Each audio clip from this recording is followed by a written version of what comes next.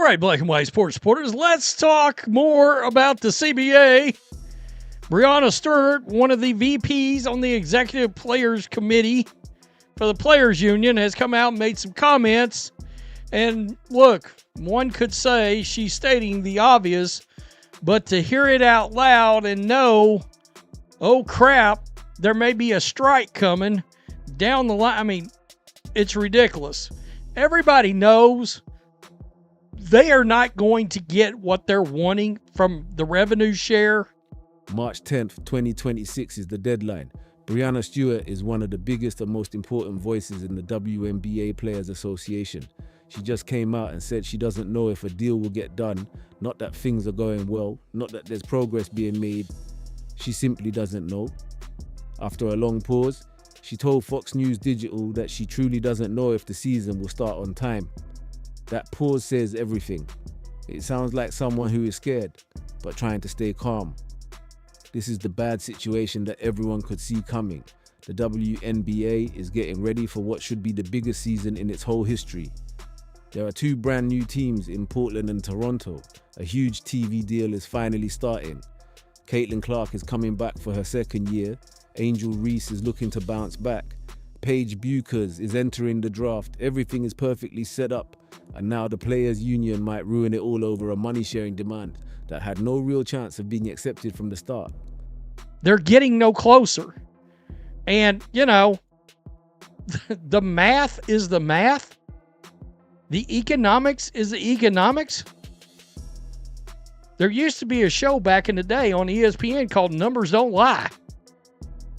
Long time ago, back when ESPN was still decent. And I'm sure the WNBA/NBA owners are sitting back going, the numbers don't lie. The money's not there. We're not going to tank the league over this ridiculous revenue sharing request that you guys keep putting out there. Here is what makes this whole thing so ridiculous. The players lowered their demand from 30% down to 27.5%. The league said that would still cost them hundreds of millions of dollars. So the union came back and said, okay, how about 26%? Like that tiny 1.5% difference somehow fixes everything. It doesn't.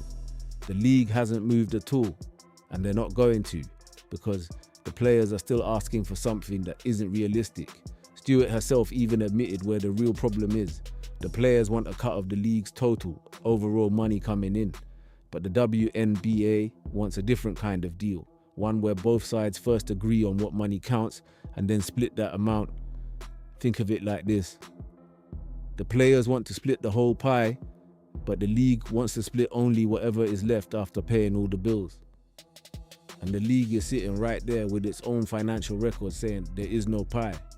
We are kept alive by NBA money. You are asking for a share of something that is already losing money. So the season won't get delayed. Although, I mean, I do wonder if they couldn't figure out how to get it in if it's 10 days after that or whatever. Nonetheless, that's where they want to have the framework done.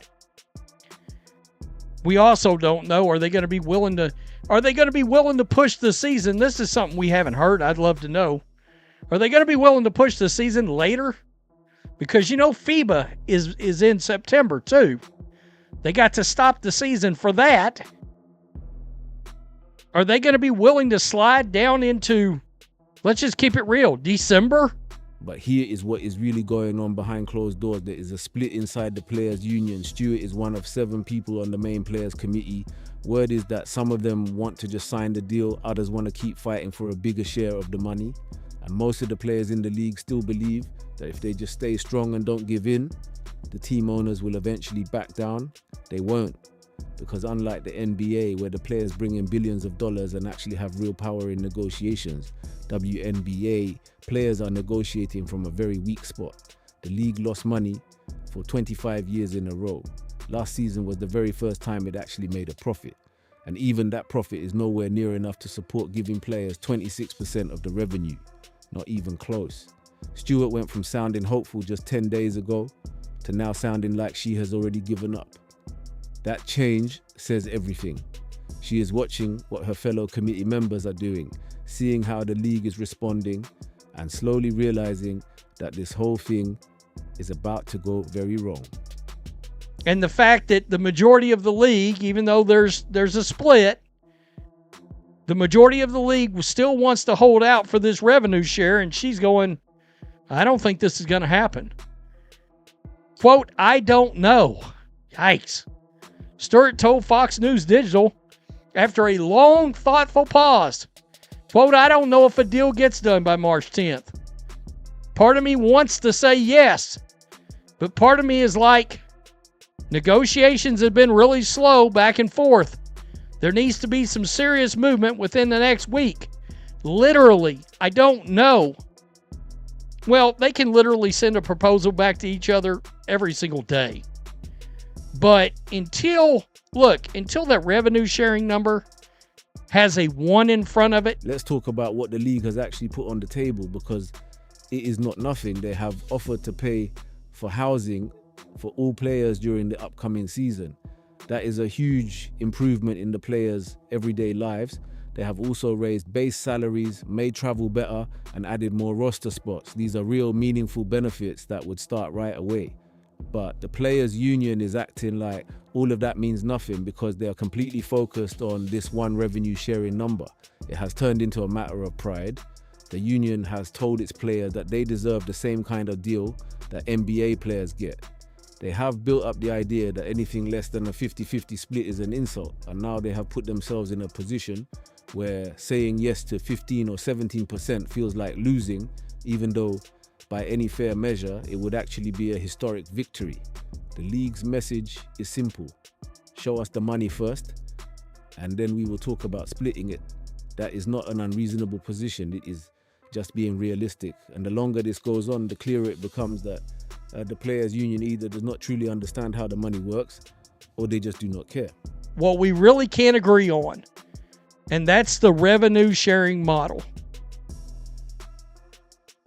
Stewart didn't go into specific dollar amounts. She did say why both sides don't see eye to eye right now about how the revenue sharing is being negotiated.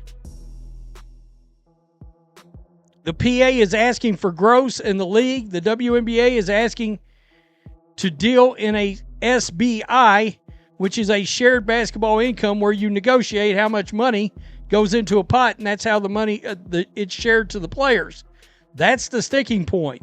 That's the part where anytime we get to those conversations, we are never on the same side.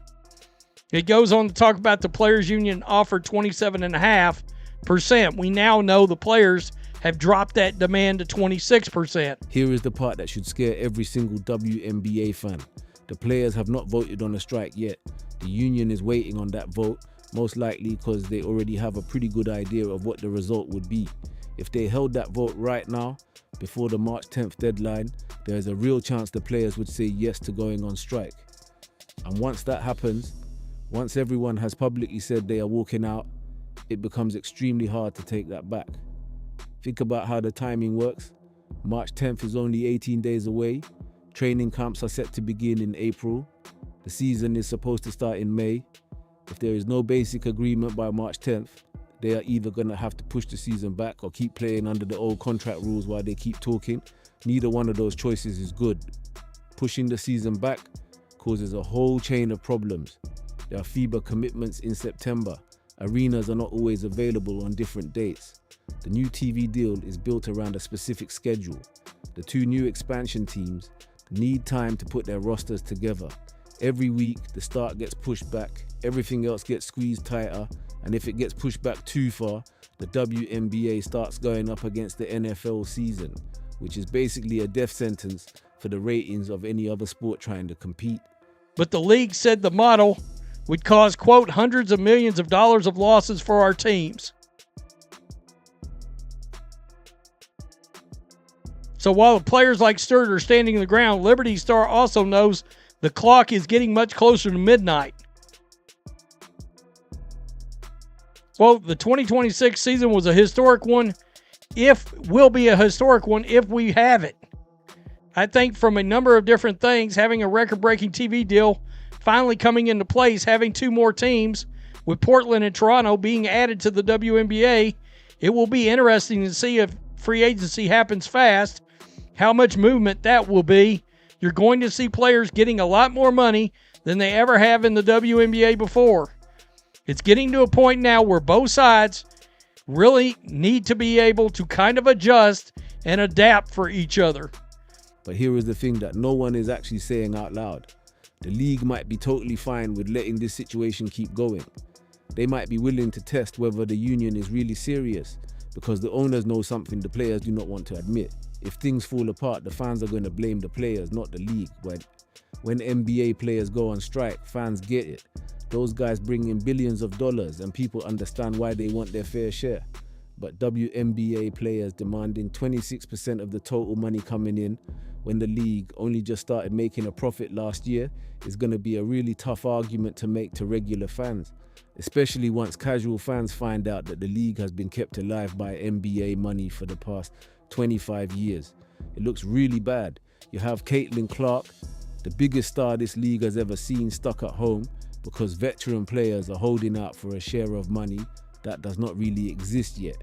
You have brand new expansion teams in Portland and Toronto that spent millions just to join the league, and now they might not even have a season to play in.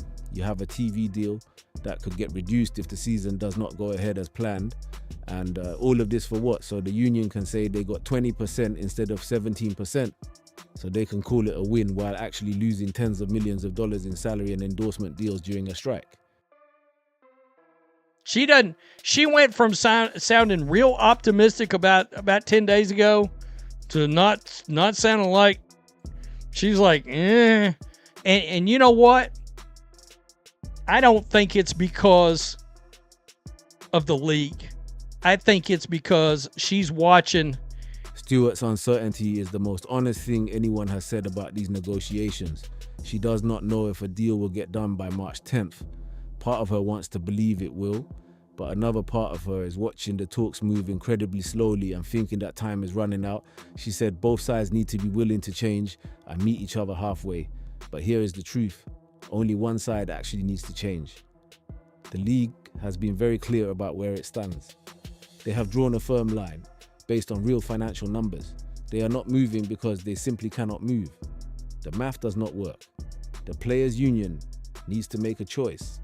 Do they want to play basketball in 2026, or do they want to keep fighting for revenue sharing? Because they cannot have both, not this year and maybe not ever, depending on how much damage the strike does to the league's growth. The clock is ticking. 18 days until March 10th. 18 days for the union to face reality or watch the biggest chance in WNBA history disappear. This is what happens when beliefs crash into real-world money. When the players' union convinces itself that wanting something hard enough makes it actually possible. When negotiators forget that having power only matters if the other side actually has something to lose. The WNBA owners can get through a lost season. They have been losing money on this league for 25 years. One more bad year does not destroy them. But the players, they lose a year of their careers. They lose endorsement deals. They lose the chance to keep building on last season's big moment. They lose the Caitlin Clark effect, which may never be this powerful again. Stewart knows all of this. That is why she paused before she answered. That is why she said she does not know if a deal gets done, because she is watching her fellow union members refuse to give an inch. And she is starting to realize they are about to talk themselves right out of a season. The smart move is clear. Take the best offer the league is putting on the table. Get the free housing, the higher salaries, the better travel. Play the 2026 season. Let the league show it can keep making money with the new TV deal and the new expansion teams. Then come back in 3 years with real revenue numbers and negotiate from a place of actual strength. But that takes patience. It means accepting a deal that feels smaller than what you think you deserve, even if it is honestly a huge step forward. It means trusting that doing well now will lead to much bigger paychecks down the road. And based on everything we are hearing, the players' union is not there yet. They are still locked onto that 26% number, still sure the league is going to give in first, still acting like they have power that they do not actually have. March 10th is coming, and unless something big changes in the next 18 days, we are heading toward either a strike or a last-minute cave that leaves everybody feeling bad. Neither one of those is good for the league, neither one is good for the players, and neither one is good for the fans who just want to watch basketball. So what happens next? Does the union wake up and face reality? Does the league come back with one final offer that meets somewhere in the middle?